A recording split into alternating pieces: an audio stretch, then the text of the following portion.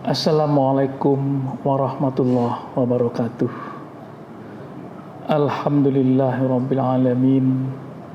Wassalatu wassalamu ala asrafil anbiya'i wal mursalin wa ala alihi wa sahbihi ajmain. Amma ba'du. Puji syukur kita panjatkan pada Allah Subhanahu wa taala yang telah memberi kesempatan kepada kita untuk masuk ke dalam bulan Ramadannya, bulan yang penuh berkah. Dan pada hari ini adalah malam pertama di bulan Ramadan. Memang unik Ramadan kali ini. Di tengah hiruk pikuknya wabah corona, ketika itu Ramadan masuk, maka semua orang beribadah di rumah. Tapi tidak mengapa. Itu membuktikan kepada kita bahwa kita belajar Allah pun ada di dalam rumah kita. Kita menyadari bahwa Ramadan itu adalah bulan yang sangat mulia, dan kita harus mendapatkan kemuliaan itu, karena kalau tidak, maka kita adalah orang yang merugi. Bagaimana caranya? Hadis Rasulullah SAW mengatakan, "Man shoma Ramadana imanan wahtisaban, ghufira lahu ma taqaddama min dzambih." Barang siapa yang berpuasa dengan penuh keimanan dan penuh perhitungan, maka dia akan dihapuskan, diampunkan segala dosa-dosanya yang telah berlalu. Maka kelak dia akan lahir seperti bayi yang baru lahir di akhir Ramadan. Kalau kita gali, maka akan sangat banyaklah hikmah-hikmah, fadilah-fadilah dan barokah yang ada dalam bulan Ramadan. Salah satunya adalah sahur. Pada malam pertama ini kita bicarakan mengenai sahur. Ibadah sahur bukan hanya sekedar kita mengisi bahan bakar untuk bisa kita perjalanan besok kita menahan.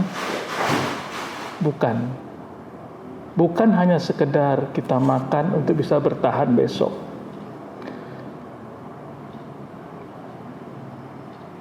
Karena Rasulullah mengatakan,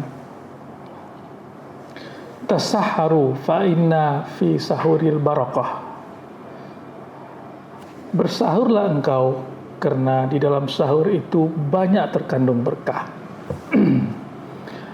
Apa berkahnya? Nah, coba jangan kita bangun dari tidur itu ketika akan melaksanakan sahur saja.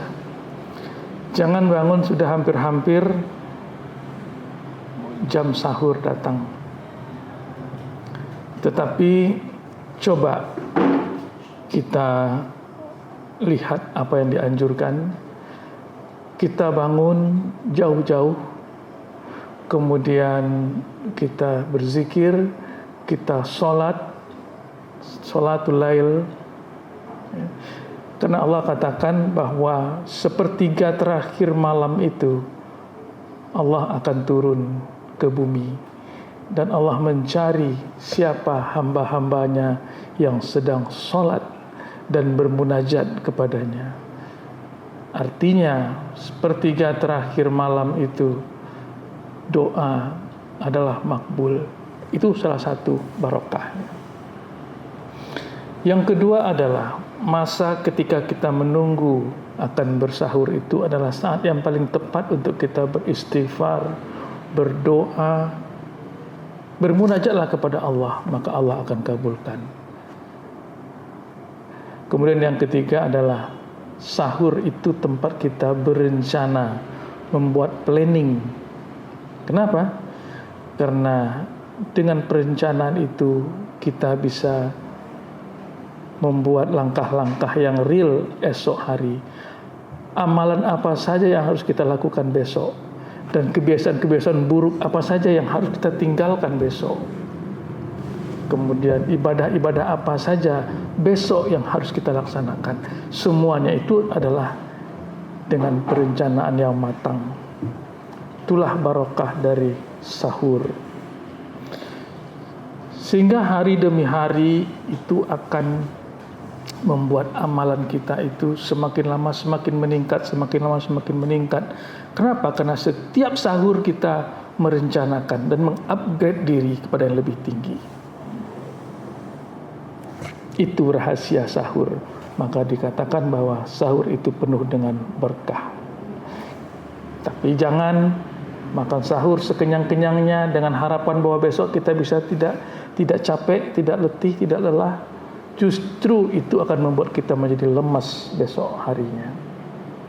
Fa'tabiru ya ulil absar la'allakum turhamun. Wassalamualaikum warahmatullahi wabarakatuh.